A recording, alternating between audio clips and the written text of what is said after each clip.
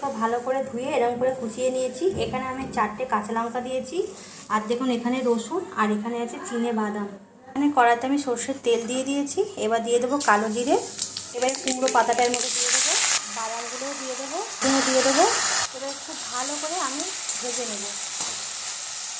কুমড়ো পাতা, বাদাম আর রসুনটা খুব সুন্দর করে ভেজে নেব। এখানে আমি স্বাদ মতো নুন দিয়ে দেবো, আর সামান্য একটু হলুদ গুঁড়ো দিয়ে দেবো।